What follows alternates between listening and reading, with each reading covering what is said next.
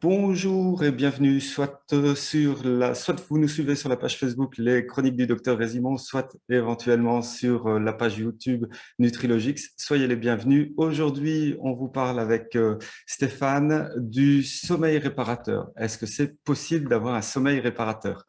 Stéphane, à Oui, vous. à une condition quand même qui est primordiale.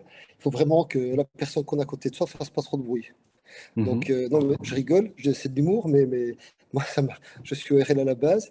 Donc, j'occupe beaucoup de troubles du sommeil puisque je fais des demandes des polysomnographie, je les interprète, je prends en charge des personnes qui ont des ronfleurs, mais également des syndromes du sommeil. Mais parfois, les patients viennent parce qu'ils dorment mal, simplement parce que leur voisin ou leur voisine est sonore. Donc voilà, je suis désolé, ça ne relève pas d'une prise en charge par complément alimentaire, ça relève d'une prise en charge par chirurgie de ronflement, euh, voilà, ou d'une CPAP. Alors, à part ça, je dirais, pour dormir, qu'est-ce qu'il faut? Ben, il faut une molécule qui nous envoie en sommeil profond réparateur, mhm. donc le stade profond du sommeil, puisqu'on sait très bien que les stades 1, 2, 3, stades superficiels ne servent à rien. Les stades qui sont induits par les somnifères, les benzos. Donc en gros, on prend une benzo, on prend, je sais pas moi, un Temesta ou on prend un somnifère quelconque, ben on va dormir quelques heures, 10 heures, et on sera toujours aussi fatigué quand Mhm. on se réveille que quand on s'est endormi parce qu'on n'a pas eu de sommeil profond récupérateur. Et on n'aura pas rêvé puisque c'est dans le sommeil récupérateur qu'on rêve.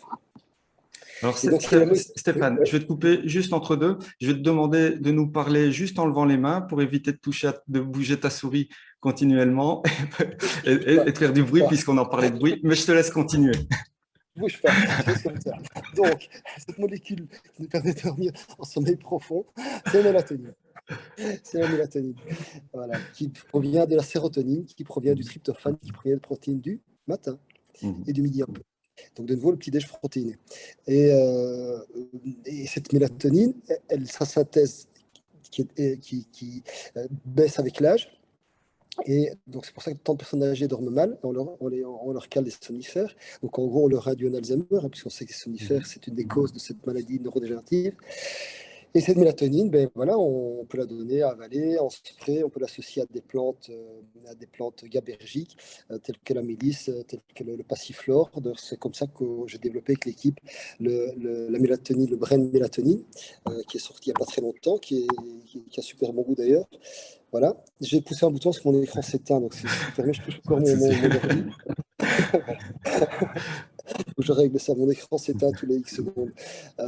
Et donc, mélatonine, très important. Les signes manquent de mélatonine, c'est clinique, ça se dose pas. Donc, en gros, je m'endors pas, je me réveille entre 2 4 heures du matin, j'ai dû me rendormir et j'ai un sommeil superficiel, non récupérateur, Mhm. léger. Ça, c'est la mélatonine. Maintenant, si ça ne marche pas avec 2 3 sprays, est-ce qu'on peut monter à 4 5 6 sprays? Oui. Mais à un moment donné, si on monte dans les doses mélatonine, on va avoir un effet contre-productif. C'est-à-dire qu'on va avoir un, mal à la tête, et deux, on va avoir des troubles du sommeil après 4 heures du matin. Parce que Mhm. c'est que la seule cause du trouble du sommeil n'a pas été prise en charge, qui est le manque de GABA. En effet, le GABA, c'est une autre molécule qui nous sert à dormir, qui fait qu'on est cool, relax, qu'on ne pense pas des choses désagréables quand on se réveille, qui nous empêchent de dormir. Et ce GABA, de nouveau, il peut être mal synthétisé, on peut en manquer. Et c'est à cause de lui qu'on a synthétisé dans les années 60 les premières benzodiazépines, qu'on a dû à des Mhm. tas de molécules catastrophiques, utiles, ça marche, mais catastrophiques pour l'état de santé. Et ce GABA, alors on l'a mis sur le marché, on peut avoir le GABA donc microsomial, hein, qui marche bien.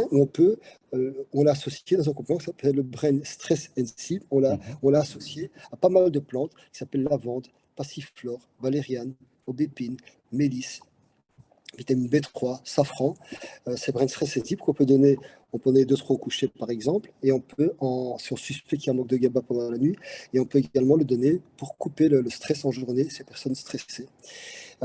Donc, il faut de la mélatonine, il faut du GABA, il faut que la voisine ou le voisin ne ronfle pas, il faut également une bonne hormone de croissance. Et oui, assez étonnamment, Mhm. une hormone de croissance qui est basse, et de nouveau avec l'âge, elle diminue. L'hormone de croissance, je le répète, est tout aussi utile chez l'adulte que chez l'enfant. Même chez l'adulte, elle ne fait pas grandir, elle sert à plein d'autres choses. Et elle sert en tout cas à avoir un sommeil qui soit récupérateur et pas trop long. Donc, c'est un manque de croissance. On devait dormir 5 heures avant, puis il faut 7 heures, puis il faut 8 heures, puis il faut 10 heures. Et si elle est très basse, après 15 heures, on est toujours pas frais. Donc, le manque de croissance également peut être optimalisé. Mais là, c'est tout un chapitre dont on peut parler plus tard si tu veux, mais ça, je ne vais pas en parler maintenant. Donc, bien dormir, ça nécessite quand même beaucoup de. Et alors, je voudrais quand même insister sur un truc assez rare, pas rare, mais vraiment, il faut y penser. Eh bien, une femme hypothyroïdienne qui prend son traitement thyroïdien le matin, si elle dort mal, a intérêt à splitter son traitement pour prendre une partie au coucher. En effet, la prise de traitement thyroïdienne au coucher, souvent, induit un sommeil, rétablit un bon sommeil chez la femme hypothyroïdienne. C'est moins évident chez l'homme. Chez la femme, en tout cas, c'est très fréquent. Ok. Comment est-ce que, d'abord, est-ce qu'il est possible de se sevrer des benzos ou des somnifères et quelle stratégie est-ce qu'on peut utiliser justement Alors, c'est pas pour que se c'est sevrer de possible, ça? c'est qu'il faut se sevrer parce que Mhm, vraiment, les études sont unanimes.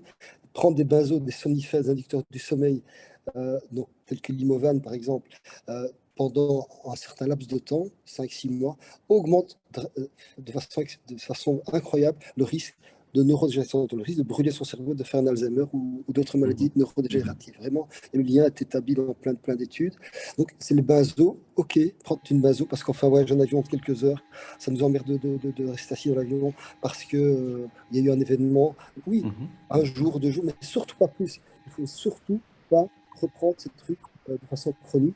Et comment est-ce qu'on peut les sevrer? Simplement en augmentant la mélatonine, en augmentant le GABA et toutes les plantes GABergiques. Et donc, ces plantes, c'est connu depuis le milieu de temps, c'est le béquille, la valériane, le passiflore. Et c'est pour ça qu'on les a tous concentrés à des doses quand même études dans ce brain stress sensible. Et donc, on va monter la mélatonine à 5, 6, 7 sprays par jour s'il faut. On va monter le brain stress sensible à 3, 4 s'il faut le soir. Et puis, on va diminuer la production, diminuer la benzo pour le somnifère. Et petit à petit, puis on va sevrer le patient. Mais il faut vraiment arrêter ces crasses-là. D'accord. Ces Donc, crasses-là, plus les UPP, les antiacides, Mhm. IPP et les anticholestérol, c'est les 3 pires crasses qui ont été mises sur le marché. Et c'est ça qui fait que certaines maladies ont explosé. Donc, tu nous confirmes bien que pour pouvoir se sauver de ça, on peut prendre et en même temps son vaso qu'on va diminuer et en même temps prendre du GABA, il n'y a pas de souci du moment que... Oui, alors ça peut être le GABA seul en liposomial, Ouais. ça peut être le sensible, mais en tout cas, Mhm. la mélatonine, il faut charger dans tous ces nutriments, dans toutes ces substances naturelles pour pouvoir éliminer ces molécules chimiques qui n'ont rien à faire dans un corps humain en fait.